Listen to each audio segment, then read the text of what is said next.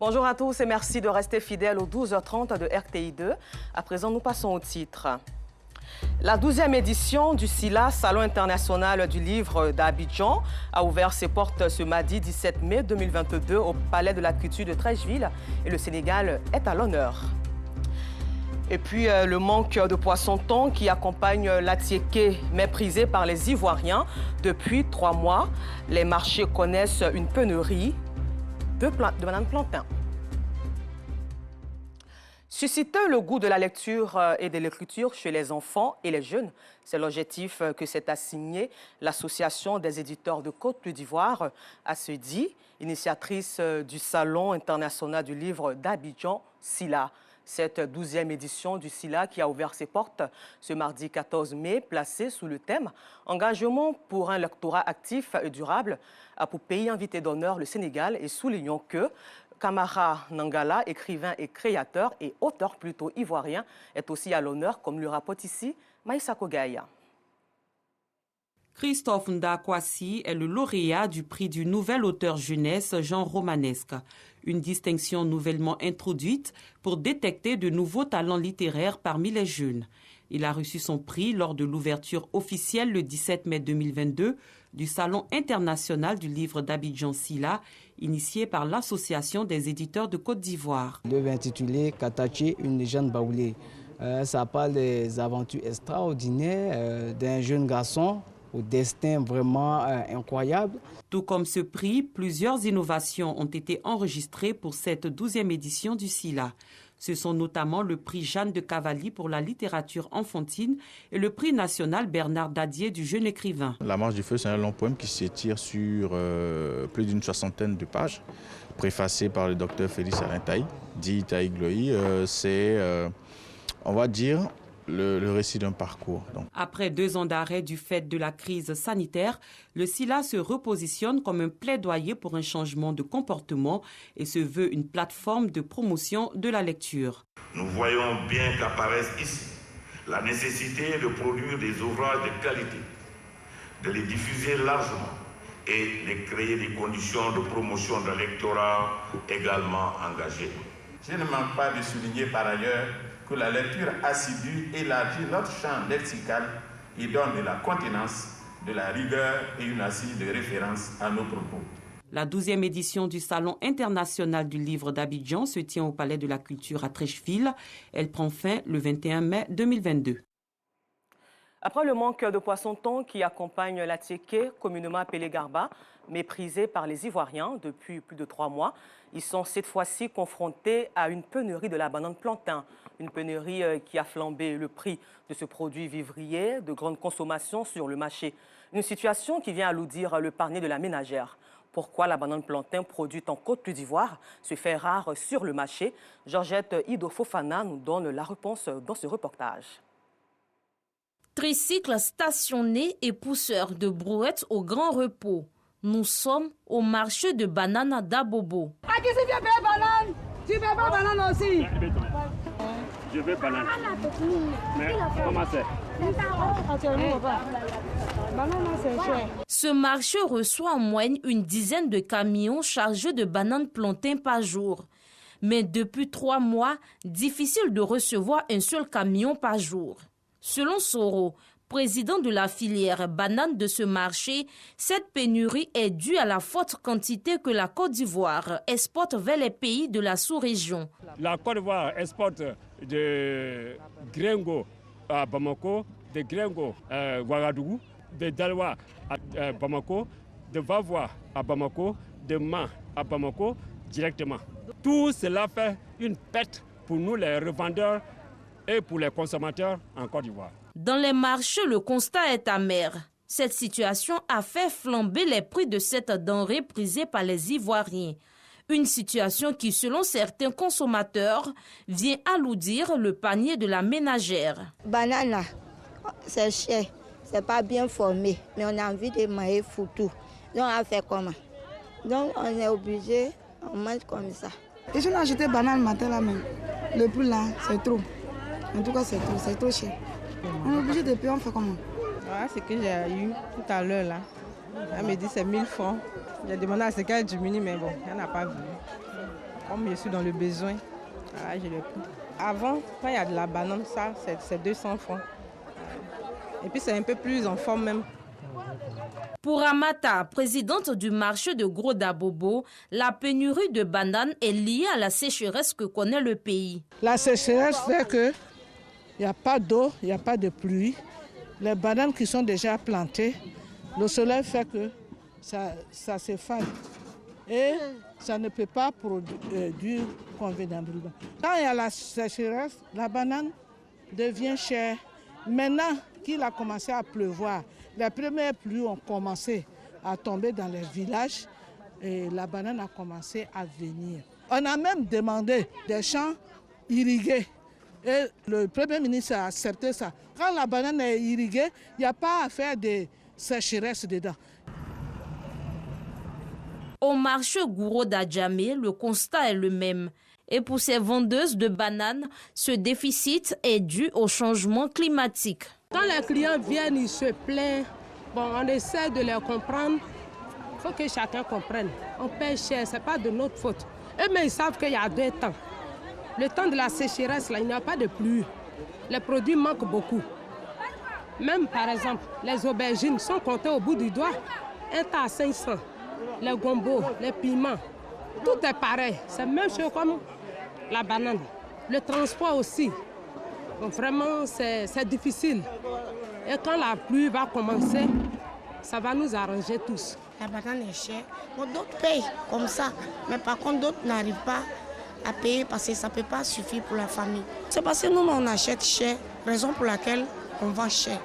Sinon, quand ça sort, quand c'est sa période, il est abordable. On vend moins cher. Le manque de bananes affecte aussi les restaurants. Le marché est cher, on n'a pas diminué. C'est que nous avons bon mari pas même tout banane chez à la maison. À 2000. Ça peut maner combien? Ils ont 2000 francs à ta femme. À peu viande combien? À peu banane combien? Donc c'est règle quand même beaucoup à la maison. Il y a beaucoup de manioc, plus que des bananes. C'est le goût qui est là en fait. Quand on parle des vendeuses, nous disons le marché est cher. Donc aussi, ils peuvent nous voir le prix. Imaginez un plat de 2000 mètres, mais tu n'as pas le choix. Selon un rapport de l'Office d'aide à la commercialisation des produits vivriers, la Côte d'Ivoire produit 700 000 à 900 000 tonnes de bananes plantains par an. Pour l'heure, la prière des consommateurs que les différents marchés soient le plus rapidement alimentés en bananes pour le bonheur des populations.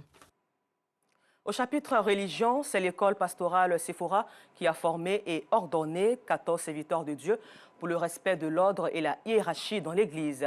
En présence du représentant du président du Sénat, ils ont donc prêté le serment de servir Dieu et surtout agir pour un climat apaisé. Après 2 ans de formation, ils sont prêts à s'engager à vie dans le sacerdoce divin et à défendre les Saintes Écritures. 14 serviteurs de Dieu, notamment des révérends apôtres, des pasteurs et pasteurs stagiaires à l'initiative de l'école pastorale Sephora. C'est très important parce que ça donne un cachet, un sceau officiel aux hommes de Dieu pour qu'ils puissent exercer l'œuvre du Seigneur avec utilité. L'innovation, c'est que déjà, les frères qui ont été distingués et sœurs sont déjà sur des œuvres. Voilà. Et ça, en tout cas, c'est déjà bon. Et en plus de leur connaissance, voilà, ils vont encore donner à leur brebis d'exceller, d'être encore plus matures. Une initiative saluée par les autorités présentes. Nous voulons joindre avec toute l'assistance nos prières à celles de leurs différentes familles afin que le Seigneur les aide dans cette œuvre immense.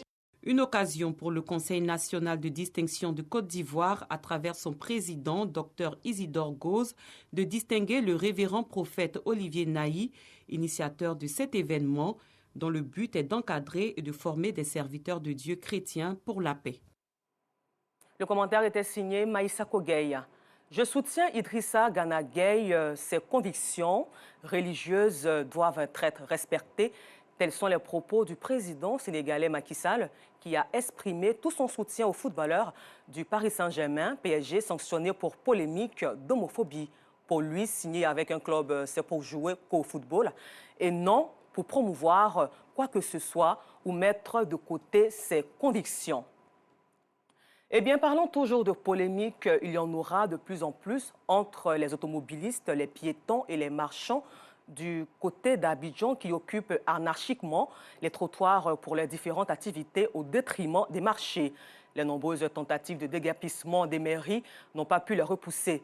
Une présence sur les trottoirs qui cause assez de dégâts, notamment des embouteillages et des accidents. Notre carton rouge d'aujourd'hui s'adresse à ces commerçants qui s'obstinent à empiéter sur le bien-être des Abidjanais. Clarisse Kanyala, Joël Gossé, Kader Bachil et Jean Ivra. Siporex, commune de Yopougon, il est 5 heures du matin. C'est sur ce trottoir que Anastasie préfère étaler ses marchandises, cela depuis 7 ans. Et pourtant, elle loue une place dans le marché de ce quartier situé à environ 5 mètres de là où elle commercialise ses produits vivriers. On vient ici, bon, ça marche un peu, donc ça cause de ça, on ne peut pas partout dans le marché, on va au bord. Comme Anastasie, ils sont nombreux, ces commerçants, à fuir les marchés pour s'installer de façon anarchique sur les trottoirs.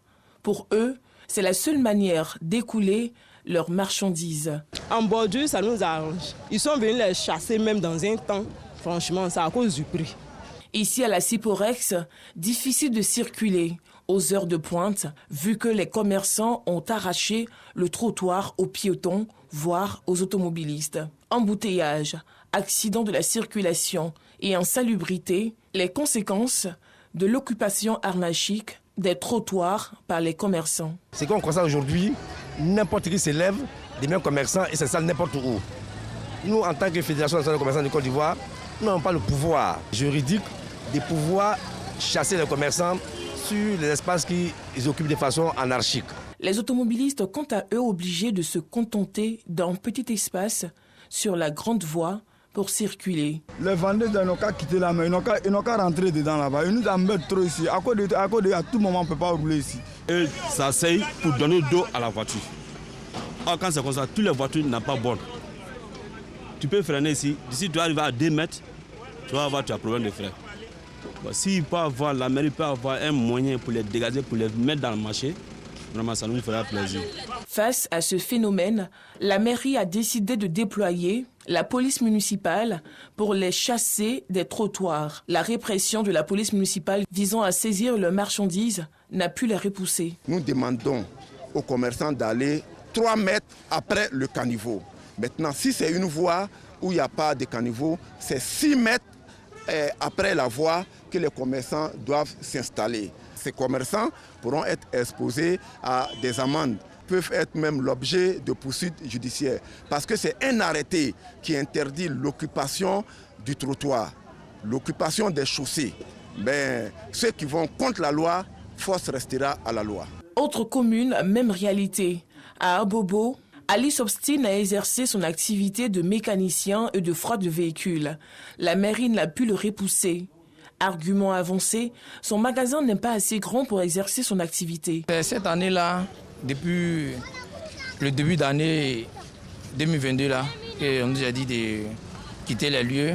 On n'a qu'à aller qu'ici, ce n'est pas trop juste pour qu'on exerce nos métiers, qu'on d'autres. C'est un magasin au fait, ce n'est pas comme un garage. Maintenant, puisque si on a plusieurs véhicules à travailler, on fait rentrer dans le quartier.